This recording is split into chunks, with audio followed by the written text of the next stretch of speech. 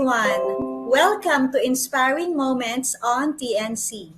Our passion transforms a community channel that sees all things new. I'm Carmen De Leon, streaming live from Imus, Cavite. And very exciting because tonight our guest is a popular person in the industry. Billy is a preferred mentor of many successful, top-earning real estate leaders in the country. And ang maganda po dito, he started as a government servant, the public servant. Siya po ang pioneer team ng Pag-ibig Fund. And now, and in the 90s, he started this part-time real estate selling. And then he enjoyed it. But that's only that. He went full blast as the senior vice president for sales in Phil Estate. And then hindi lang yon. In 2026, in 2006, he put up his own real estate company. It's a marketing company, Green Circle Realty, and the rest is history. And now he is also the president of BNI. So let's all welcome our guest, Billy. Hi, good evening, Miss Carmi, and it's my pleasure to be with you in your very inspiring program called Inspiring Moments. So looking forward that we'll be able to share a lot of inspiring insights naman, no, on how to get started and how to be successful in the field of business that we are in. Yes, yes, and this is not limited to salespeople, but this is for everyone, mommy, daddy, aspiring entrepreneurs, di ba? Yung pangalan mo pa lang na you are popularly known as the salespreneur, no? Ibig sabihin, sales na talagang kumikita to, di ba? And ang gusto nating malaman, Billy, how did you start it ba? Parang ang layo from being a public servant, it's pag-ibig, di ba, before? Yes. And later on, can you share us quickly anong evolution na yon? Paano ka naging salespreneur and ano yung naging in along the way, ano yung mga battles that you had to fight? Wow, magandang kwento to, no? Kasi nga, just like most students, so pagkagaling sa college, you have to really look for a job kasi that's the first thing that we have to do, no? And luckily, I landed in a government job during that time. That was the pioneering years of Pag-ibig Fund, which is one of the strongest government financial Until institutions now. today. Pero Yes. when we started it, we really promoted it to people because there was a lot of resistance about the program because yun nga, di ba, it was misconstrued as just a deduction rather than as a benefit. But because of all our efforts, with our passion, we're able to push it, no, to become a very useful program for all government and private employees. And I enjoyed doing my job there because I was part of the public affairs department, really doing information campaign and helping the fund, no, to explain what it is all about and what is its benefits to the target market. And I thought that would be my retirement company because it's a job that I enjoyed immensely. Sabi nga, related sa pinag-aralan ko, tapos it's about public service. So parang sa akin, okay na yon. But sabi nga nila, darating sa buhay natin yung tinatawag na tawag ng pangailangan, di ba? As you grow and as you grow your family, merong pangailangan kang dapat gustong i-achieve, no? Like first, financially, for the growing needs of the family. Doon ako nag-isip na sabi ko, after government, I want to be a business person. Okay. Pero during that time, because matagal ako sa government, I really didn't know what to do, no? What business that I would be going into. And at the same time, I was afraid of risk, no? Sa business, kasi sabi ko, mukha talagang dito na ako magre-retire sa aking government work. But, again, an opportunity came when I was introduced to real estate selling. So, as you mentioned kanina, I did on a part-time basis lang while I was working. But I discovered that real estate selling pala is a form of entrepreneurship. So I don't need to put up a big, huge business so that I can be a businessman. By just focusing on selling, considering it as an enterprise, with that mindset, you can be Right, a right. business person. Doon pinanganak yung concept ng salespreneurship. Pero Billy, nung time na yun ba, did you have a team or ikaw lang to? Yeah, Diskarte mo to lahat? initially I was on my own because I was just a part-time real estate agent. Kaya Oh, lang sabi ko nga, really? Yeah. nung Mhm. nakikita kong parang nandun pala talaga yung ano no, yung income, nandun pala talaga yung financial Mhm. freedom na makita mo. So na engganyo ko to go full time. So I decided to be a full-time salesperson pero with a twist, no? Salesperson with the mindset of an entrepreneur. Kaya inintroduce ko yung salespreneurship concept, yung pusong ahente, utak Yes. negosyante. Kaya Very I good. became a negosyen. Ang tawag ko sa sarili ko, negosyante. Di ba? Ahente ako, pero negosyante ang mindset ko. And that gave me yung pride to do selling. Di ba? During that time kasi, yung selling parang kinukonsider siyang parang on the side lang. Parang Right, akala right. ng ibang selling parang sideline lang. O yung selling, Mhm. para lang dun sa mga hindi makakita ng mga regular job. I changed that Yes. mindset. I elevated selling as a form of, parang as a form of entrepreneurship. Talagang Yeah, profession. that is so correct. Billy, alam mo, nagsimula ka pa lang sa pag-ibig, you were selling na eh. Di ba? Yeah. You were selling a new concept and because you believe in the vision, it was parang spontaneous on your part to just sell it, di ba? Sell the concept, encourage more people. And then when you started as part-time, the real estate selling, magandang mindset kasi yon ano? Kasi for salespeople, I'm a salesperson. Hindi ito yung parang sales spiel, 'di ba, mambobola ka. I don't believe in that because you have to think of something or your product and then your company should be your business. So, masyado kang maingat sa relationship sa client, sa commitment mo, even in the way you spend, the way you invest, 'di ba? Yun ang tamang mindset eh. Otherwise, you will not grow. Mahihirapan ka even if you achieve your quota, consistent performer ka, but iba ang mindset mo, hindi siya long term. So, Billy, noong ano, nung nakikita mo na you're earning na and you're loving it, did you put up your team na? Kumuha ka na ng mga tao and you started duplicating yourself. Ganun ba yung nangyari? Tamang-tama yun, Carmi. Exactly how you explained it. That is the concept of salespreneurship, no? You choose a product, you do sales and marketing, but you have to do financial and resource management towards the end. Or else, ito yung sinasabi nating mga ahente na one-day millionaires, no? Parang Yes, yes. ang lakas kita, pero at the end of the day, parang wala rin, sayang. So kaya yung sales part ng salespreneurship, ito yung selling, yung preneurship part ng salespreneurship, ito yung management of the resources, including the financial resources. And Yes. naging part doon, para maging salespreneur ka talaga, just like in any regular business, you really have to start working with a team. Hindi na pwedeng mag-isa kasi nga you need people support, no? Ang naging parang prinsipyo ko nga doon, no? To really succeed in business, to really succeed in selling, 'di ba? You have to do networking. If you're not networking, don't Right. consider yourself working because salespreneurship is all about dealing with people. Anything that you will go into, kahit anong product mo, it's still a people business. So that is part of salespreneurship, yung taking care of a lot of people that would support you along the way. Mhm, mhm. And that paved the way, no? You had your own company na later on, 'di ba? So, Yes, exactly. So duplicating, so nakita mo naman kayang-kaya ko pala 'tong gawin, bakit hindi? At least I will own it. Ako ang bahala sa lahat nito. I can mold the people the way I want to, 'di ba? So, and this is bakit naging green? Is it more environmentally friendly, the company that you put up? yes, kasi real estate, ayan, environmental friendly, parang green circle, no? Parang, di ba green, it connotes about opportunities, being Ah, okay. positive, di ba, growth.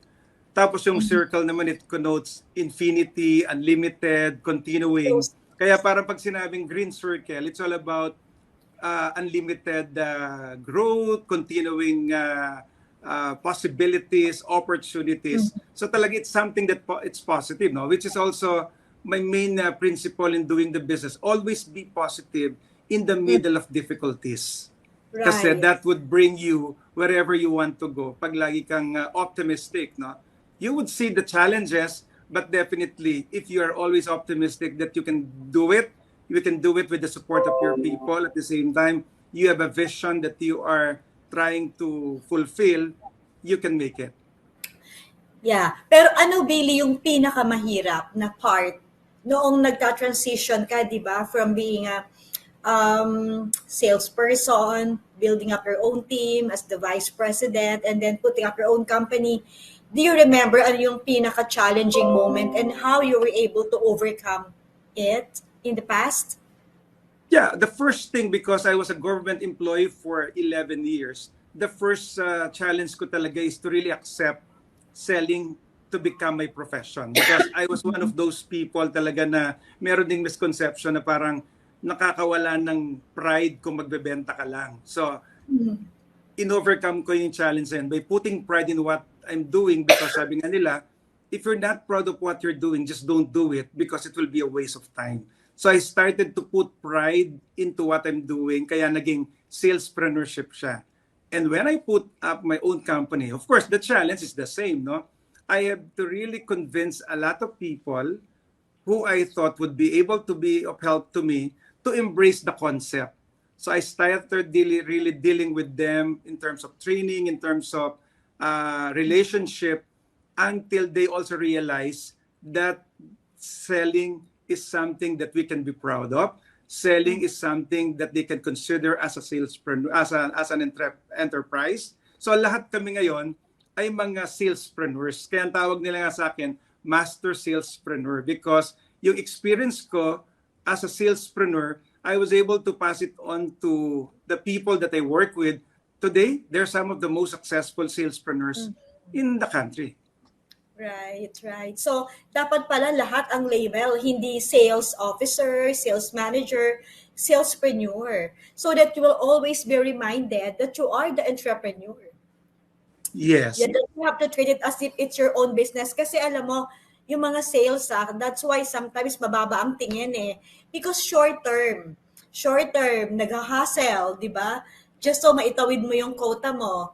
But not to the point of embracing the totality of the business, and that's the most important thing eh. And it's good that you are there multiplying and making more green circles, di ba, left and right, making people more accountable at, ay, para yung prestige, di ba, na hindi yung, kasi when you look at the newspaper before, di ba, puro sales. Yes. So sasabihin ng tao, oh sige, by default sales na lang ako, eh, yun ang kailangan eh. And Yun, then yan ang tatanggalin natin. Dapat wala yung lang. yes, and then parang pero mahirap nga eh. Ang sales is not for the faint at heart. If you are not resilient, this job is not for you, 'di ba? Kasi ito yung hindi ka makatulog pag hindi ka kumokota. Ito yung pag napagalitan ka eh, kapag you did your best and yet it will turn out that you didn't hit your quota, ikaw lahat ang sisisihin, 'di ba? It's a tough job. And we should be proud, no? Yung mga sales, hindi kayo dapat mahiya, di ba? Like what Billy said in the past, he has to elevate yung sophistication of being a salesperson. He is a salesperson and entrepreneur at the same time. And you have to be consistent, di ba? Yung iba naman kasi up, tapos wala na, no? Consistency is also one. Pero Yes. Billy, naka-encounter ka ba ng mga taong pasaway? Yung parang minentor mo na, and then parang ayaw talagang magpaturo. How did you handle them? Di nawawala yun, no? Kasi nga, di ba, we're coming from different backgrounds, different experience, and at the same time, with a different motivation. So, yun. In fact, ang naging benefit sa akin itong salespreneurship is without taking a psychology course, no? I was able to improve my dealings with people because, as I've said, I was into real estate business, but I really considered everything as a people business because every day you really deal with a lot of people from different backgrounds and with different, yan nga, motivation. So, dun kailangan dito sa salespreneurship yung people skills. Yung your ability mo to establish relationships with a lot of people, ito na yung sinasabing, you really don't have to have one set of One style. way, di ba, ng style. So if you have 10 people, you have to use 10 different styles so that eventually you can be successful in dealing with them. Of course, meron talagang alam mong pasaway na non-negotiable, no? Pero ang isang Mhm. challenge na at isang reward ko dito, no, aside from doing a lot of business in real estate, I was able to help a lot of people to transform from, di ba, from nothing to become some of the most significant people today in this business. Yun ang isang ano ko, yung isang reward ko. I was getting a lot of trophies sa aking sales performance, pero walang pinakamasarap na trophy kinukonsider kundi din mga human trophies, no? Yung Of mga dating course. working students lang, iba dating employees, yung iba talagang in between jobs lang.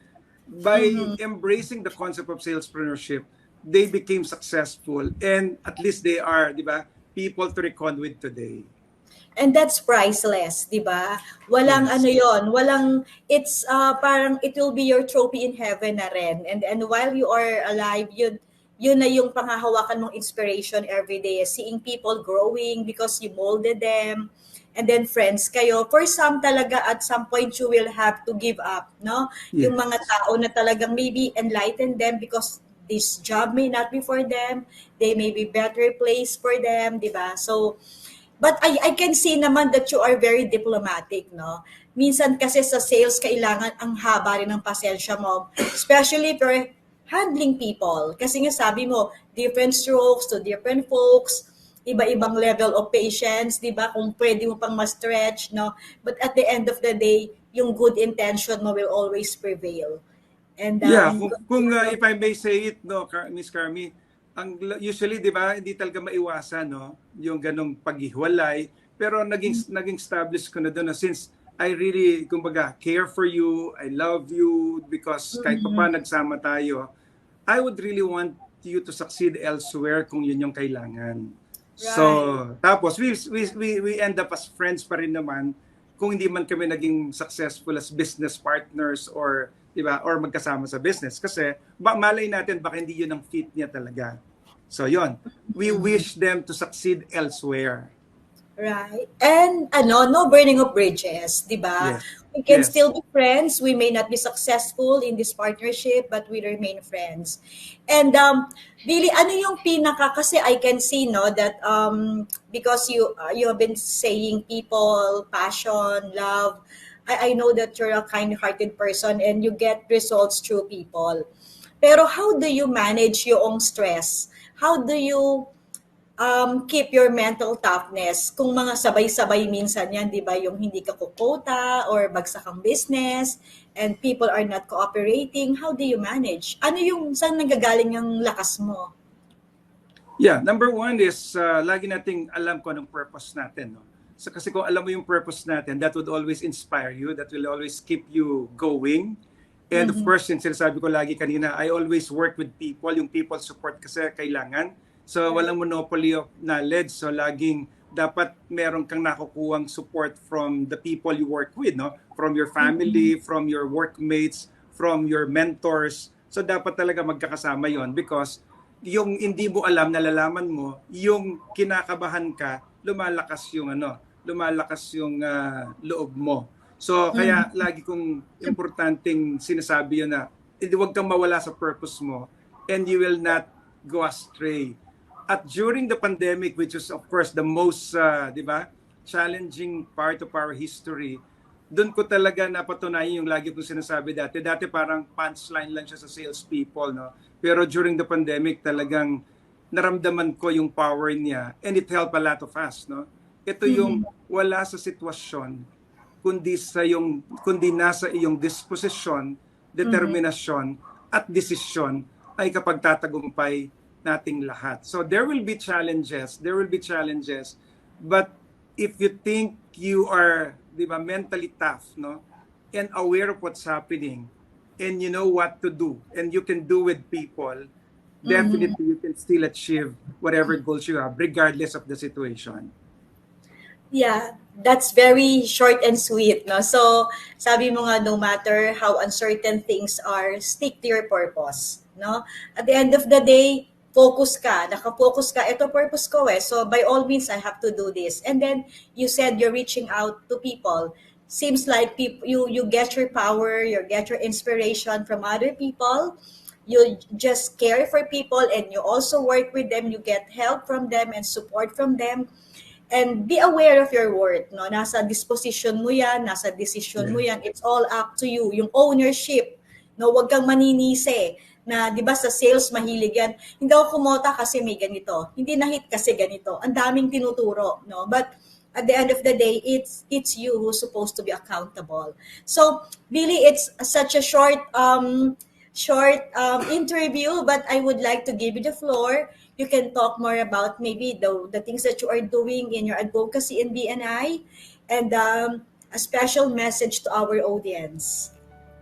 Well, in both our personal lives, in our business, just like in my case, in my real estate business, and right now in one of my advocacies, which is the BNI, helping business grow, no? So, ang sinasabi ko lang lahat lagi, babalikan ko yung kanina, let's start with the purpose. What is our vision? What is our mission? Where do we want to go? Kasi pag malinaw yon, everything will become easy. Ngayon, kung dadagdagan natin ng passion and commitment, yung tipong kahit na nahihirapan pero yung passion di mawawala, yung optimism nandun, tapos you're able to involve a lot of people along the way. So sa tingin ko yun yung magpapalakas sa atin. Of course, do not forget yung sinabi ko rin kanina, let us always be proud in what we're doing. So let's be the best version of ourselves whatever we do, so that whatever we're doing, pag yung pride nandun, sigurado ganado ka at supported ka ng mga tao. And don't forget, let's always do our things kahit na gaano kaseryosong negosyo natin, kahit gaano katindi yung stress natin, let's find time to do our work with so much fun. Because when we're doing it with fun, it's not work. At mas naniniwala ko, mas totoo yung salita na you can be successful if you're happy, rather than you will be happy when you are successful. Nandun ako sa kabila. You can easily become successful when you're happy with who you are, what you are doing, and wherever you are. Be happy.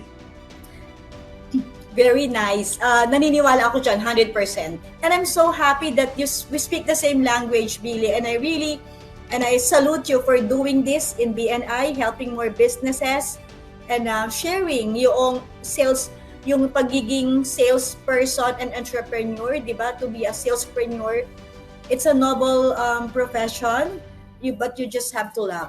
Selling is a profession of love. You need to be compassionate. Nakakatuwa na natutulog ka sa bawat gabi, na nakakatulong ka sa iyong kapwa, which is very important. Yes. But at the same time, while helping a lot of people, you're also helping yourself and your family. So, naging panuntunan ko rin na doon ko na-realize the best way to become successful is to help other people to become successful. Very well said. Okay, thank you, Billy. Thank you so much. And thank you very much, then, for the opportunity to share. Of course, very quick and sweet. So, yes. Thank you so much, Billy. Thank you. So much.